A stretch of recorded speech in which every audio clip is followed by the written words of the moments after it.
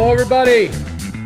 Welcome back to another episode of Sportsbook Confidential. My name is John Sullivan, coming to you live from the FingerLakes1.com studios in Seneca Falls, New York. And sorry I'm a little bit late today, preempted by some local news, so we're going at it right now.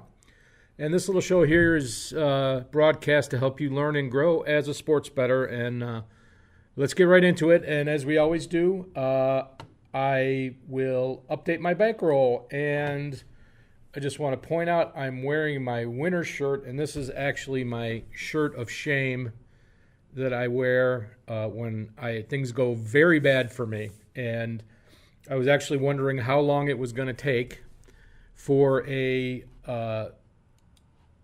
unperfect, opposite of perfect week to occur, and it took 10 weeks, and here we are. So updating my bankroll, I had an 0-5 week, so it won't take very long to do the math here. We had a starting bankroll of 702. We lost on the Carolina Hurricanes. We lost on the British Columbia over. We lost on the LSU-Alabama over.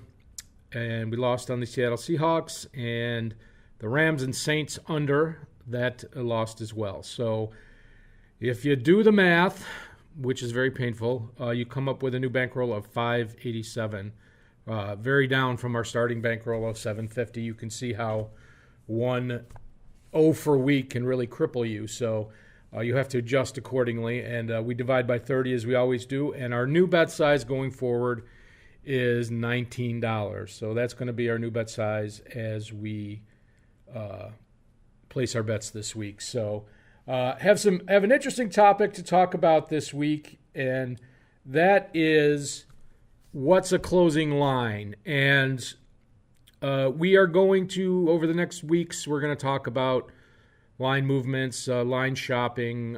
When you walk into a sports book, you're going to see a whole bunch of numbers on the wall, and some of you might not have any idea what they all mean.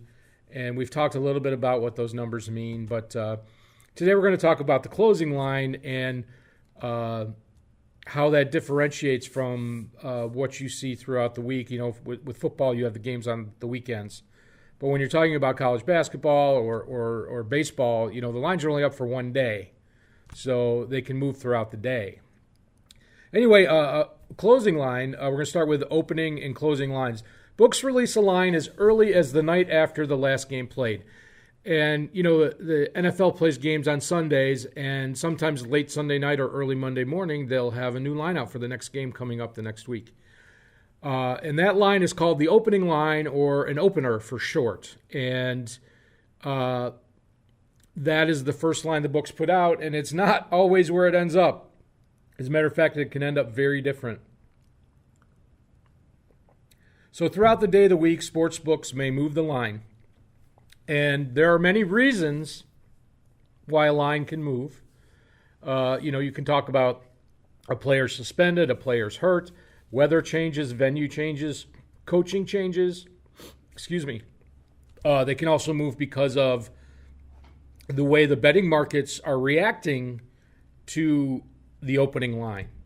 Money comes in on one side, and then the other forces the books to move, or the books feel like the number needs to be adjusted, and they call that, the nomenclature for that is moving on air, when there's not really any money coming in on a bet, but the sports book will move it. You know, they might have a bettor that they respect, that's a winning bettor, place a bet on a game, and they just may move the line. Anyway, there's lots of reasons why the lines move. And then, of course, the final line listed, you know, the Bills game starts at 1 o'clock on Sunday, and the last line that the sportsbook puts up before that game starts, you know, at 12:30 or whatever, is called the closing line, or the closer for short. And that's what the closing line is the line that ends the betting period before the game starts. And we have examples of line movement here, and this is actual real examples I pulled off this morning.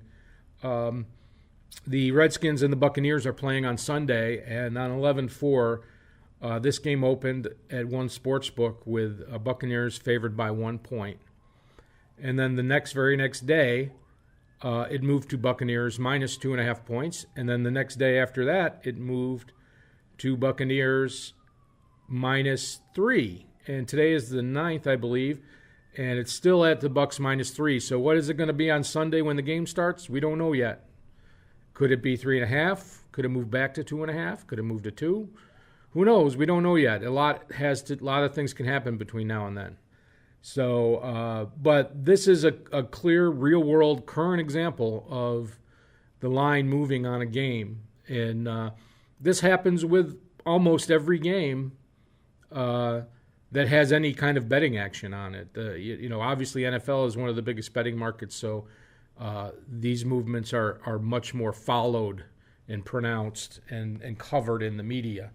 But that's line movement for you. So what about closing lines? Well, we're going to talk about closing line value. Some people call it CLV for short. And so some bettors aggressively follow the line movement from opening to closing so that they can get the best number on their wager. There are bettors that follow the markets religiously every day. They look at screens, and they're looking to get the bet. They've already targeted a game they want to bet on.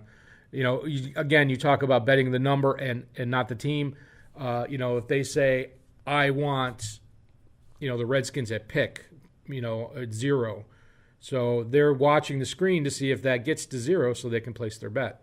Anyway, they watch it from when the books, when the line opens to when the line closes. So a lot of people talk about closing line value. And closing line value is how you can measure your ability to get wagers better than the closing line. And I have an example here, or two examples actually. So if I bet the Bucs -1, say on Monday, and it closes at Bucs -3, that's 2 points better than the closing line, or a +2 CLV, because it's 2 points better than the closing line. And the reverse is if you bet the Cowboys last Monday they played, they were -5.5, and at one point they were down to -3.5. So if you bet them at -5.5, it was 2 points worse than the closing line, and that gives you a closing line value of -2. So people actually track this stat with their betting records, not just including wins and losses and dollars won and dollars lost, but also positive closing line value or negative closing line value, depending on what types of sports they bet, etc. And positive, as I spelled positive wrong there, positive closing line value demonstrates ability to place sharp wagers, and I believe that.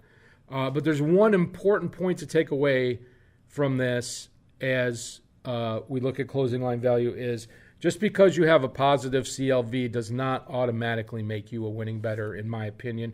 I know people may argue with me on this, but there are many reasons why lines move, as we've said before, and it doesn't always, having a positive closing line value doesn't automatically mean you are going to be a winning bettor. People say, well, if you can beat the closing line over thousands and thousands of bets, you're going to be a winner. Well, that may not be the case. I don't think there's statistically proven methodology to prove that. You can beat the closing line on a lot of games, and if you're betting bad teams, you've got to get odds that are comparable to their relative expected percentage of winning a game. Might be very mathese there, but if you measure a team that's 30% to win a game, you've got to get a line that's gives you value at that expected percentage. Whether it's a point spread that allow them to cover, or a money line value that allows them to win, if they were to win the game outright. In those circumstances, I do believe over time you will be a winning bettor. But closing line value is a good measurement and a good tool, but overall, it doesn't separate the winners from the losers, in my opinion. So take that for what you will. But that's today's sportsbook lesson. You should pay attention to opening and closing lines. You know how I talk about when I talk about my games, which, if I could get this game at this number, I would consider betting it. And that's kind of what you're doing. So let's see what we have next here. Let's start with College games this week, and I'm not covering NHL today. The lines, there were about 5 or 6 games tonight, and most of the lines were not out when I headed to the studio today, so I did not have enough information to really give you good coverage of those games. So we're going to go right to college, and this is a frustrating time of year for me in college football because it's basically the last month of games before bowl season, and unless teams are playing for a league championship, a conference championship, or a playoff spot, there's a big question of motivation. And these are the best games on the schedule, in my opinion, and almost all of them have little to no motivation on one side or both sides. So let's take a look at them and see if we can find anything of value here. So we're going to start with Louisville coming to the Carrier Dome to play Syracuse tonight. Syracuse a 21-point favorite, 69 is the over-under, nice. And, Syracuse minus 21 is a very fair line. I think they can cover that if they are motivated, to run up the score on Louisville. I don't know if they are. Will Dino Babers play all the subs? I don't know. I don't know what to tell you there. That total really depends on how much they're going to let Louisville score. Syracuse is ranked 13th in the top 25, and they're ranked 15th in the playoff system. And because they have 2 losses, they're basically eliminated from a college playoff spot. But it's kind of like doesn't really matter how many they win or lose the rest of the way. I think their bowl game is going to be kind of, already decided for them. It'll probably be the Pinstripe Bowl. Maybe they'll get a little better game. Syracuse fans do travel well. It's all about which bowl wants them, really, more than anything else. But you have a game that should have some fun plays in it, but Louisville lost 77-10 or something like that last week to Clemson. They're in a bad spot, and I would take the minus 21, but I don't really like that game at all. And then on Saturday, we have Ohio State at Michigan State, 2 top 20 teams. This is the closest line game of all the big matchups this weekend. And I have no idea how these teams are going to react. Ohio State has Michigan coming up. Ohio State's championship, hopes are over.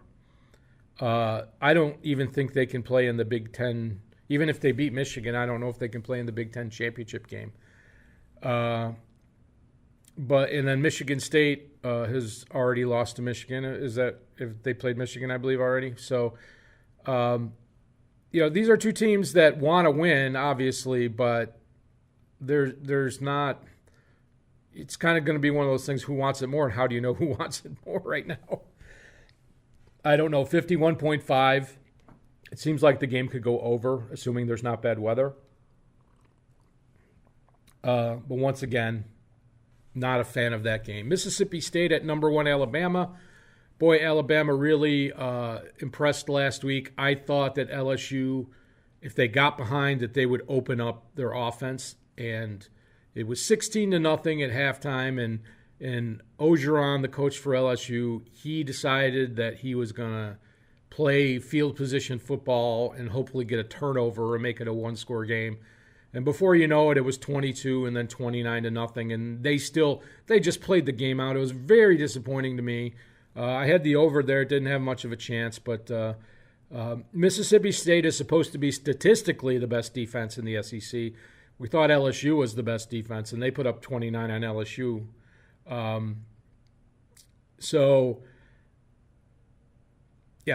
Don't know. I mean, Alabama's obviously motivated. They have, assuming they only lose once, which would be in the SEC championship game, they're locked into the playoff. So they're probably just protecting wins at this point. They don't have to run up the score. And once again, another game that I don't like the lines at all because of the motivation factor. And then finally, Clemson at Boston College. Clemson's number 2, and Boston College is in the top 25. And believe it or not, I expect this game to be close. Clemson's a team that has to, basically win out to be in the college playoff. I think even if they lost their ACC championship game, they'd still probably get in. But 19.5 is a lot. Maybe at 21 or 24, I would consider Boston College. 57 is a pretty high number. Clemson put up 77 last week. They're not going to put up 77 on Boston College, especially it's going to be an 8 o'clock game in cold weather in Boston. So I like the under in this game. I feel like there's not going to be a lot of up-tempo offense in the cold weather. So I like under 57 there, but we'll see what happens. Not a great slate of college games this week. So let's move on to the CFL playoffs this week. We are finally in the playoffs, and my losing streak in CFL continues. Another reason to wear my shirt of shame. But we have the BC Lions at the Hamilton Tiger Cats. Both of these games are on Sunday. And this game's a pick'em, and the total's 52. Now, for those of you that don't follow the CFL, the Hamilton Tiger Cats do a very up-tempo offense. They have June Jones as their head coach, and he's an offensive mastermind. And you remember him from his Hawaii days and his, Detroit and Atlanta Falcon days. And over 52 is very doable here. Obviously, this is a playoff game. Teams are going to try to score whenever possible, especially if they're behind. They're going to try to extend the game. In the CFL, they have a 20-second play clock, and so if you have the ball, you only have 3 downs. You can only run 1 minute off the clock at very maximum. It's tough to, just sit on the ball. A lot of people don't realize that, which is, when you get a low number. 50 is kind of an average number for an over-under. 52 I consider to be a low number. 57, 58 is kind of a higher number. I like the over here. I actually think the BC Lions are the better team, mostly because Hamilton's missing their best receiver. The BC Lions turtled last game. I bet them over last week. And the first half was 25-0 Edmonton, who were playing for pride. And in the second half, BC did not try any, even though they put their subs in, they didn't try to go downfield. They just threw it, check down, 5 yards, punt. I was very disappointed with the outcome of that game. That could have easily gone over if they had tried to score. But basically, they turtled and said, we're not showing you anything before our playoff game. And the BC opened at +2, and now it's a pick'em. I like BC in this game. Not sure where my pick is going to be there. Blue Bombers at Rough Riders. This is expected to be a cold weather, possibly snowy game. Zach Caleros, the starting quarterback for the Rough Riders, is back from concussion protocol. He will play. The Rough Riders actually signed another quarterback, Drew Tate, for the practice squad. I don't know if they're going to activate him, but he may be the backup for this game. I don't think the coach likes Brandon Bridge that much. 52 is also the total here. That's a lot tougher, I think.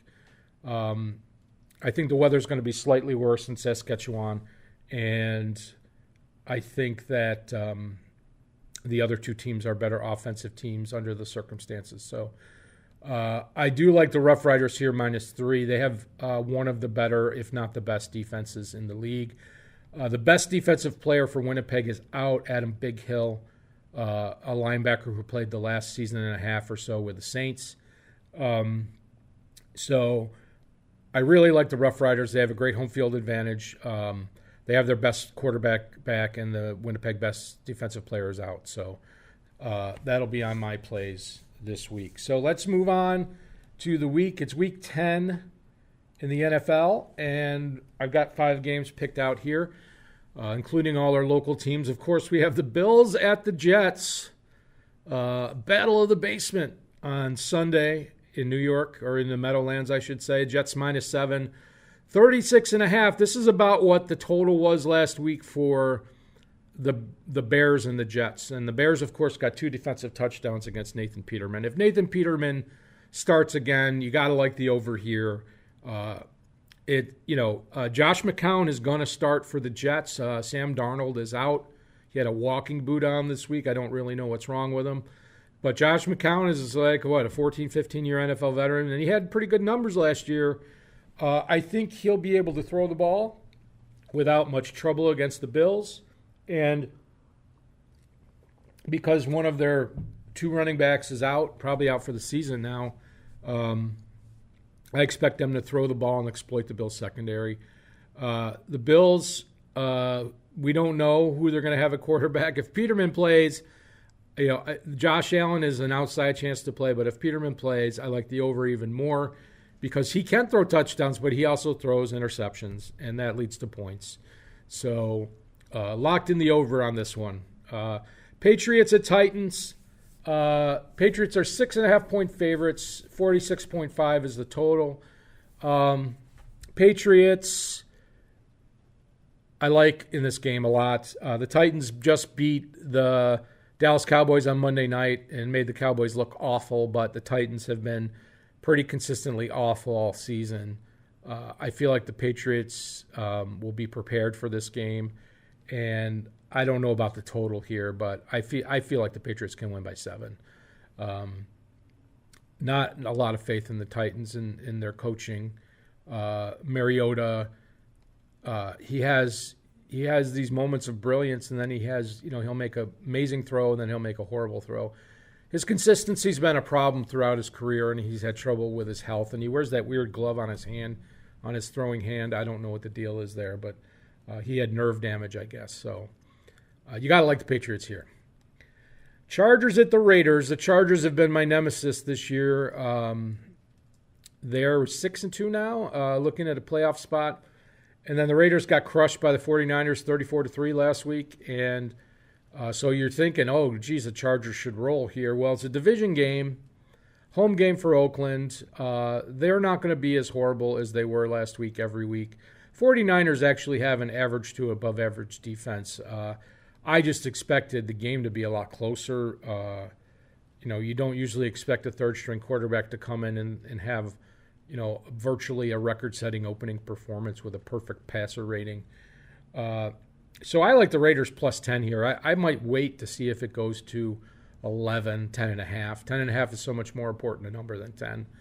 46.5 is, kind of the total. This game, if you think the total is, under, you have to take the Raiders. If you think it's over, the Raiders are going to score points. I don't know. I feel like the Raiders are going to show better than they did last week. We'll see what happens with that game. Saints at the Bengals. Bengals 5.5-point underdogs at home, and the total's 54. And the Saints have shown they just had 2 big games on the road against Baltimore, and then they came back home against the Rams. And they've just shown themselves to be the cream of the crop in the league. Their defense is not the cream of the crop, but it's above average. But I do have to say that I like the Bengals. They play very well at home. They had a tough game against the Steelers, but they have Joe Mixon back. I'm not sure on the status of A.J. Green. I didn't check this morning. But assuming they have a full complement of their receivers and running backs, Bengals 5.5 is a live dog for me. The total is probably pretty accurate. That goes to 6. I like it even more. And then finally on Monday night, you've got the Giants at the 49ers. 49ers' second straight home game in a row for their third-string quarterback, Nick Mullins, who, was lights out last week. So, you got to like 49ers -3. Eli, just doesn't. The 49ers have a good enough defense to keep Barkley from running all over, and taking over the game. I'm not a fan of Eli Manning at all. You got to kind of like the over there. I think I would like the over before the -3, but I might wait on that game. That game's Monday night to see if you can get a little better total on that. If it gets pushed up, I might even go under, if it got to like 47. So those are the NFL games I'm looking at this week, and let's go to daily fantasy picks this week. And remember that my daily fantasy picks do not include the Monday night game, which in this week is the Giants and the 49ers. So for quarterbacks, I cannot believe how cheap Jared Goff is compared to a lot of other quarterbacks, Matt Ryan, Drew Brees, Mahomes. He's like $10 cheaper on a lot of the sites. So how can you not take him? And then you have Josh McCown for the Jets. I really, like I said, I believe he's going to have a decent day. He's a minimum price quarterback, and if he gets you 20 fantasy points, two to three touchdowns and 200 or 300 passing yards, that's great value, which allows you to spend up in your other spots. So I kind of like him as a value play this week. So if you're one of those people that likes to enter different lineups, I would mix those two guys up. Running back, you got Joe Mixon for the Bengals. He is improving. He's really taking big strides this year, in my opinion. If he's healthy, he would be a good pick to score some points, score some touchdowns. Adrian Peterson, the Skins are taking on the Buccaneers. The Buccaneers have a horrible defense. I think the over-under on that game is 54. So you can expect him to get a lot of touches. I know that the Redskins do running back by committee sometimes, so I'm always concerned about the goal line touches, but Adrian Peterson will get a lot of carries. And then LaShawn McCoy for the Bills, another very inexpensive running back. You've got to think he's going to get a big dose of the ball this week. I feel like he'll be able to put up yards against the Jets, and he will probably, especially if Josh Allen plays a quarterback, there's going to be short throws. So a lot of balls to Shady. So I like him as a cheap play this week. Moving on to wide receiver, I like to pair a wide receiver with each quarterback. So for the Rams, definitely Cooper Kupp. He's back. The Rams have all the receivers back, and when they have a full complement of receivers, he gets the most targets. Robbie Anderson, I believe, is the wide receiver with the most big playability for the Jets. And if he has good rapport with McCown, that could mean a couple of big plays coming up on Sunday. And, of course, Tyreek Hill for the Chiefs. The Chiefs are 16.5 point favorites over Arizona Cardinals. And then Josh Gordon for the Patriots. He is slowly becoming more and more involved in their offense as the weeks go by, and his price has not really risen that much. So he's due for a big week at some point. He is somebody you can save a little money on and put in there if you want to spend up somewhere else. And then Alshon Jeffrey Sunday night is the Eagles and the Cowboys. Sean Lee's out for the Cowboys defense. They'll be really exposed on defense, I think.